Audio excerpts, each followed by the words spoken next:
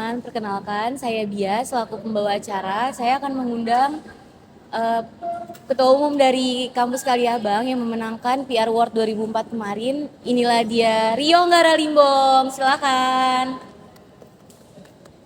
Hai, kenalkan saya Rio Karalimbong, saya Ketua Umum Public Relation Award 2024.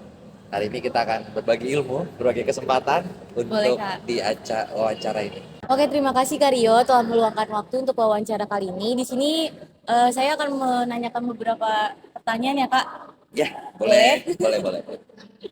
Boleh, bila Anda ceritakan sedikit lebih detail tentang perjalanan Anda hingga terpilih menjadi Ketua PR Award 2024 kemarin, gimana? Perjalanan saya terpilih atas voting dari teman-teman dan sekelas yang percaya sama saya untuk memimpin proyek ini. Oke, baik. Eh, terus menurut Anda, apa saja kualitas yang dimiliki oleh seorang pemimpin demokratis? Pemimpin demokratis itu harus mendengar, melihat dari sisi tim anggotanya dan memberikan mereka ruang untuk memberikan masukan. Jadi kita bisa cari hal yang paling baik itu apa dari proyek ini. Saya selalu mendengar apa ya masukan-masukan dari teman-teman. Benar banget sih, Kak. Lalu bagaimana Anda memastikan setiap anggota tim merasa didengar dan dilibatkan dalam pengambilan keputusan? Saya selalu memberikan ruang atau ngechat, mulai dari WA ya. Saya biasanya ngechat dia, Oh, tanya, lebih ada masukan nggak tentang proyek ini? Ada hal yang lain pengen disampaikan nggak? Saya selalu nanya-nanyain. berarti komunikasinya lewat grup ya, Kak ya? Grup, ada kadang saya ketemu sama mereka di kampus, ada masukan nggak? Dan mereka memberikan masukan. Oh, itu saya evaluasi terus sehingga ya terjadilah sekarang. Gitu, Kak. Baik. Selanjutnya, bisakah Anda memberikan contoh situasi di mana Anda harus mengambil keputusan yang sulit? Bagaimana Anda melibatkan tim dalam proses tersebut? Ketika saya merasa keputusan itu sangat berat, saya saya punya panitia, tim anggota umum. Saya akan berdiskusi sama anggota umum saya, itu yang inti. Saya akan berdiskusi sama 5 orang, jadi nggak terlalu banyak kepala. Gimana cari solusinya kalau tentang masalah ini, tentang problem ini, sehingga mereka nyari ngasih saran juga. Dari situ saya bisa simpulin, terus saya umumin sama seluruh anggota. Baik, Kak. Selanjutnya, seberapa sering Anda melibatkan tim dalam proses pengambilan keputusan? Oh, setiap saya ngambil keputusan selalu ada tim, selalu ada orang yang terlibat. Itu bukan hasil keputusan saya sendiri. Kecuali keputusan itu kecuali tidak ada yang memberikan masukan. Saya baru bisa ngambil keputusan di detik-detik akhir. Terus, apakah Anda lebih suka mendiskusikan masalah secara kolektif sebelum mengambil keputusan tersebut? Yes. Itulah jiwa saya memimpin demokratis. Ya, benar. Oke, Kak Rio, selanjutnya pertanyaannya, bagaimana Anda menangani situasi di mana terjadi perbedaan pendapat dalam tim? Kalau saya mengajukan sebuah eh, ruang diskusi, pasti ada perbedaan pendapat, itu hal yang wajar. Ada yang ngomong A, ada yang ngomong B, dan ada yang ngomong C. Saya lihat dulu porsi terbaiknya apa, resiko paling tingginya apa, itu harus saya pertimbangkan. Ketika nanti baru saya bisa ambil, oh saya ngambil dari masalah ini dari si A, terus tentang ini dari si B, ini dari si C. Jadi kalau misalnya mereka tidak ada, saya ada masukan mereka tidak saya ambil, itu nggak boleh sakit hati. Saya udah bilang ke mereka, karena saya akan ngambil yang terbaik dengan resiko yang paling minim. Saya harus memikirkan anggota saya. Benar. Eh, Takutnya masukannya membuat anggota saya berbahaya. Oke, selanjutnya bagaimana Anda mengatasi situasi di mana anggota tim merasa kurang puas dengan keputusan yang diambil? Eh, itu hal yang wajar. Itu pernah terjadi di tim saya dan itu menjadi sebuah perdebatan panjang. Jadi saya membiarkan mereka dengan perdebatan. Habis itu saya buka forum diskusi sama mereka. Apa dan alasannya apa? Baru saya bisa kasih masukan. karena kadang kita belum tahu emosi orang tuh berbeda-beda. Jadi saya biarkan mereka meluapkan emosi dan perdebatannya, sehingga ketika sudah kelar baru saya bisa muncul kenapa, alasannya apa, kenapa keputusan saya tidak bisa diambil, itu harus saya tanya, harus punya alasan. Baik Kak, selanjutnya bagaimana Anda memastikan keterbukaan dan transparansi dalam pengelolaan organisasi Anda? Berikan contoh situasi di mana Anda memperhatikan keterbukaan dan transparansi yang efektif.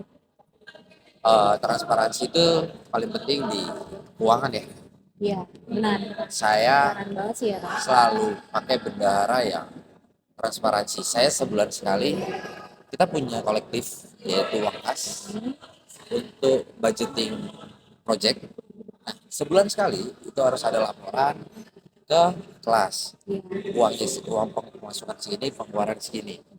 Itu setiap ada masukan itu selalu dikasih dan setiap ada pengeluaran dikasih tahu.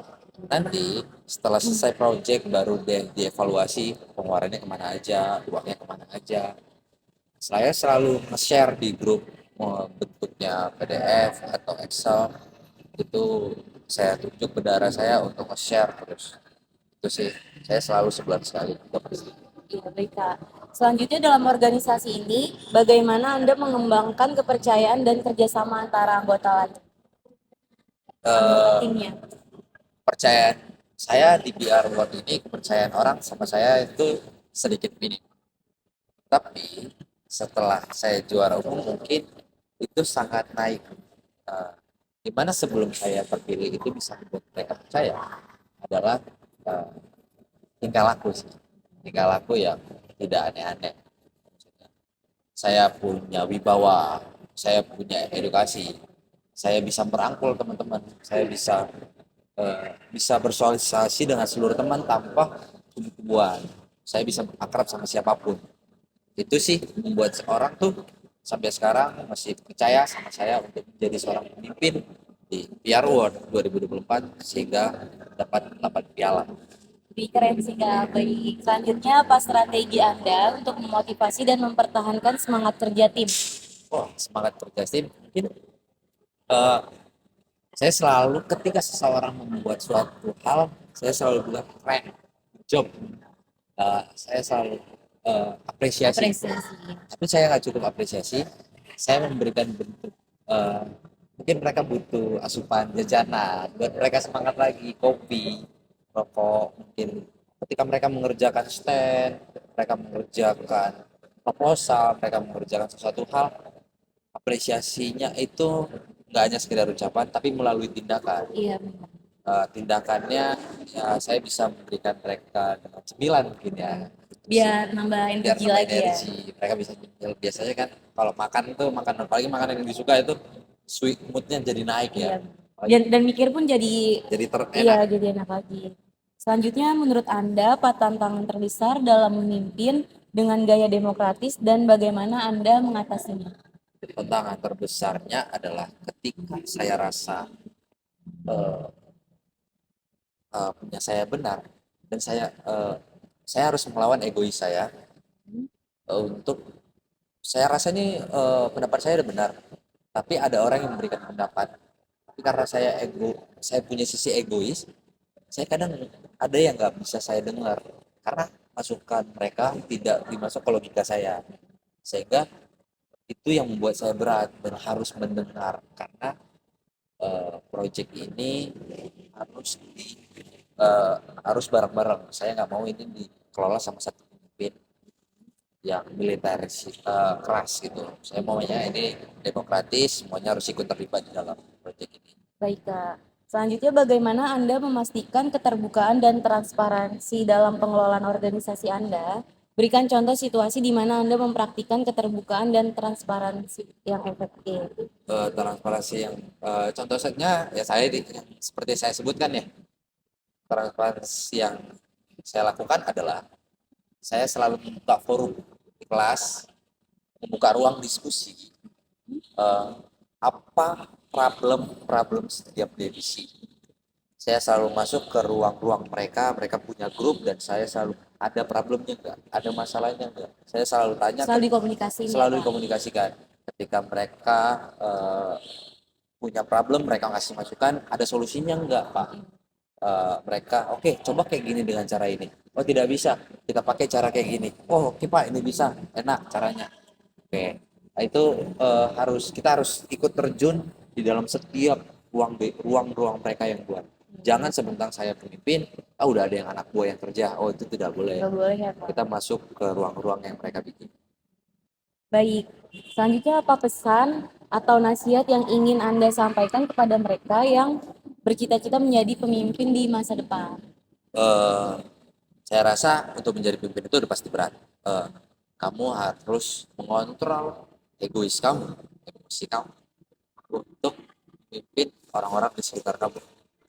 Eh, Pastikan diri kamu adalah orang yang tegas, orang yang berani mengambil resiko, orang yang berani mengambil keputusan, orang yang mau mendengarkan orang lain. Jangan orang yang punya keras kepala dan tidak mau mendengarkan orang lain, itu impactnya sangat buruk. Kalau kamu punya kualitas, karena kita ngerasa nih kualitas kita baik dan orang tuh jelek kualitasnya. Jadi kita nggak mau dengerin orang lain, itu nggak boleh banget. Kita harus mau dengerin orang lain. Ih, keren. Oke, Karyo, terima kasih banyak ya, Kak, atas waktu dan wawancara yang Anda bagikan. Sama-sama. Kami sangat menghargai kesempatan untuk belajar dari pengalaman Anda sebagai pemimpin. Sebelum kita mengakhiri wawancara ini, apa ada hal yang ingin Anda sampaikan, Karyo? Uh, Thank you. Saya mau mengucap terima kasih buat seluruh tim yang sudah bekerja sama dengan saya di acara PR World 2024. Terima kasih atas dosen yang mau membantu. Terima kasih atas orang tua, Tuhan Yang Maha Esa. Eh, Sudah mensukseskan acara yang kita tunggu, acara kita selanjutnya, di event-event kita selanjutnya. Oke, Karyo, pesan yang sangat inspiratif sekali ya. Sekali lagi terima kasih, Karyo. Sama-sama. Semoga sukses selalu dan Anda dan tim di PR Award 2024. Terima Oke. kasih. Dadah.